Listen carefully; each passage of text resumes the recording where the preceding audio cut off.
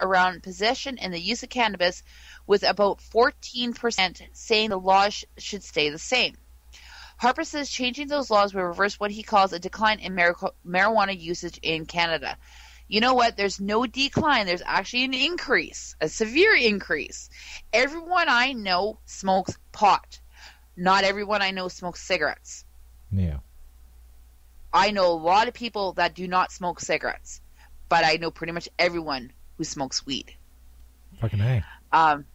That's exactly how it is, you know, and I think that you guys are probably going to be seeing that trend more down in the United States as well. In jurisdictions where marijuana is legal, such as parts of the U.S. and Europe, the drug, and I don't like how they word that, becomes more readily available to children and to person becoming addicted. Okay, and one, if you have the safeguards in place, there will be no access to children. Yeah. Common sense. Most people who smoke pot and only smoke pot don't let their kids smoke pot. They don't have it around their kids. They try to get their kids to go away from it, just like cigarettes. Absolutely. And people become more addicted. Well, one, marijuana is non-addicting. A cigarette's more addicted. Coffee is more addicting. So you know what? Pot is not addicting. And if you're going to try to say that it's a gateway drug, well, guess what? The two biggest gateway drugs are not marijuana. It's alcohol and tobacco. Indeed. So, but this guy here, he just crawls underneath me. I can't stand him. We just think that's the wrong direction for society, and I don't think that's the way that most Canadians want to deal with this particular problem. It's not a problem. It's really not a problem. You make it a problem. The tough on drugs message is one that the Conservatives have been using for months to drive the wedge between Harper and his opponents, most particularly the Liberal Party and leader Justin Trudeau. The Liberal leader Justin Trudeau has already stated clearly that he will legalize marijuana if he is Prime Minister, and he has also stated in interviews before he ran as Prime Minister that he has smoked marijuana, and he has since he's been in office. So, and he's a young guy, and I understand what they're saying, that he's unexperienced, but you know what? We need new faces, new ways of thinking. We need to stop getting off this whole old man crawly thingy and get into some young minds where people are thinking of the generation that are coming. Like, you talk to the younger generations and they got their way of thinking is totally different than the 40s and 50-year-olds of today. You know, and that's our future. You got to listen to our future. Okay. So on Monday, Harper told party faithful that the opposition parties want to legalize marijuana and prostitution, which I both agree with, and make it easier to have supervised injection sites, all of which Harper says that his party opposes. Now, his party is about control, obviously. These parties are trying to think of the well-being of society as a whole. Even the injection sites, I may not agree with heroin use and things like that. I do not agree with that. Honestly, if that's what you want to do, you might as well just go out and get a bullet and shoot yourself in the head. But they're trying to think to make things safer, because people who are that sick will take needles out of public places and reuse needles that they have no fucking clue where they were. Yeah. Having safe injection sites, supervised injection sites, is amazing, because it's going to prevent the spread of blood-transmitted diseases, which is doing the job that the government is supposed to do, which is creating laws to keep people safe. I can't stand Harper. I really can't. I really hope he... I am encouraging any Canadians who are listening to me, go to the polls and vote. You may not think your vote does not count. Guess what? It does. And we need to vote in this election, and we need change. I'm not going to tell you who to vote for, but we need change. So the Conservatives promised Tuesday that if re-elected, they would spend almost $27 million a year to help the RCMP root out drug labs and change the focus of the National Mental Health Commission that was created in 2007. The campaign pledge would also see an extra $4.5 million per year on top of the $22 million already currently budgeted for an RCMP designed to crack down on illegal drug labs and marijuana grow-ups. The party also wants to spend $500,000 a year over 4 years on a national toll-free hotline for parents to call to get information about drug use amongst the country's youth. There would be no money for the Mental Health Commission, which had its funding renewed in the 2015 budget. Okay, that's a whole lot of money that could be used elsewhere. Yeah. Like, you're already looking at for $30 million right there spent on bullshit. Like, I do agree to give them more funding for, like, drug labs, because we don't need meth labs. We don't need that shit. You know? But for grow-ups, no. And you know what? If you want to combat addiction with harder drugs, you put that resource into mental health, because mental health deals with addictions. I know. I went to school for drug and alcohol counselor, social service worker, you know? So there are, you know, a lot of things to do if you put the money in the proper places. But to, you know, that's ridiculous. $30 million. That can go back in our healthcare. That could go back in our education. That can go back on our system to create jobs. That can go to tax breaks for the middle class that are suffering right now. The middle class bust their ass off all the fucking time, and they're the ones that have to pay the most taxes here.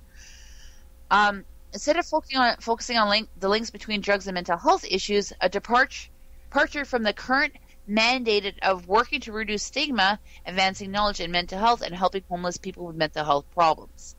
Harper will be traveling to Vancouver later Tuesday, landing in the city with Canada's first addiction supervision site. Okay, let's see here. Where was I? The Supreme Court of Canada has said the facility, known as Insight, should be allowed to continue to operate over the government's objections, because research has shown that the Insight saves lives and has no discernible negative impact on public safety or health obligations. Harper, however, says the research is not conclusive and argues that such sites pull the entire drug trade into communities. Obviously, the Prime Minister is not listening to the people. Yeah. His own agenda. He's thinking his own fucking way. Sorry for cursing and swearing as much, but he pisses me off. He's thinking his own way, and he refuses to listen to anyone else. And he seems to think that whatever he speaks is fact. It's not fact. And this is the guy that's running my country right now. We need to get rid of him. Re-elect Conservative government, he says, wouldn't fund any programs like Insight unless they include a treatment program to help people kick their addictions. Now, he can make this type of promise to kind of get his head out of hot water, but obviously he already said he's not going to allocate any more money towards mental health. So do you really think he's going to do that? No. Providing programs that would not provide treatment, in our view, is throwing away the key and writing off someone's life, Harper says. Trying to manage their decline, that's not what we want to do.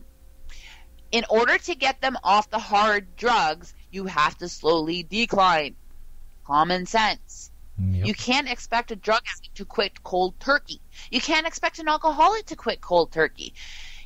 Quitting cold turkey, in a lot of cases, could kill them.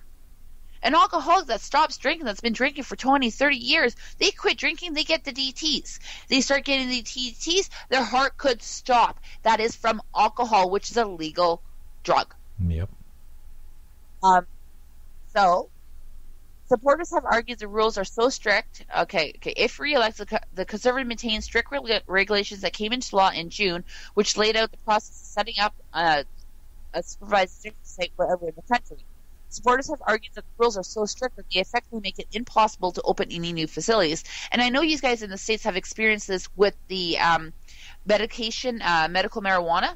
In some states, they have legalized marijuana, but to get medicinal marijuana is nearly impossible. Right. And it's pretty much, it seems like the Conservative government is trying to do the same thing, Curling, and it's pissing me off. Here we started getting ads about a year ago about all the different things that the Harper government was doing before he even called an election. He knew he was calling this election ahead of time. He knew. And he started boosting himself up. You know, I'll look at all the things that we're doing for the country. A good example is we currently, I've talked to you guys before about here in Canada we get something that's called baby bonus, which is the government giving us money for having kids. Yeah. You get paid for having kids. And to attach the bonus is called something called Universal Child Tax Benefit. And what they ended up doing is they backdated some of the benefits for all parents with kids. So in July, we ended up with a bonus check of like literally an extra $600 per child. It is nice, but you have to claim it on our taxes. Now, the middle class that claims that money, they're going to be taxed on it. So does it really benefit anyone? Not really. But he's making it sound like, oh, look, we're giving you all this money. You don't have to worry about it. He's not telling you the other side of it. So I encourage my Canadian listeners of Stoner Jesus on October. We have to go to the polls. We have to make a change. We need it over 25% turnout at the voter polls because our turnout is less than 25% right now. We need it up there. If you want change, this is how we're going to do it. And here's another example of why Harper is a fucking idiot.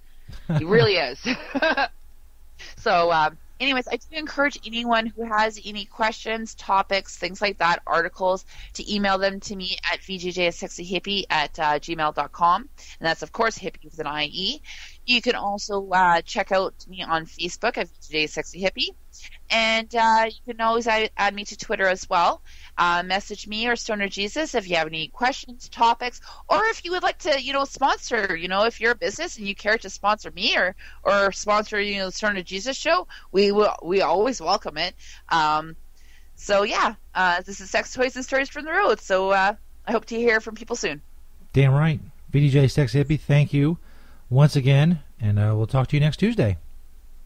See you next Tuesday. Take care, SJ. Word.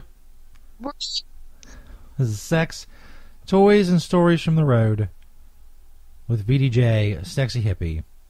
He has some glitches in the Skype connection. But all in all, good shit. Learn about Canada. Learn about shoving gerbils up your ass. Which I would personally would recommend not to do that. Sounds very awful. Donkey punching also. Recommend against it. Don't punch anybody in the back of the head. That's probably a good general rule for life. Anytime. Don't punch anybody in the back of the head. Stoner Jesus Show Live, August 11th, 2015.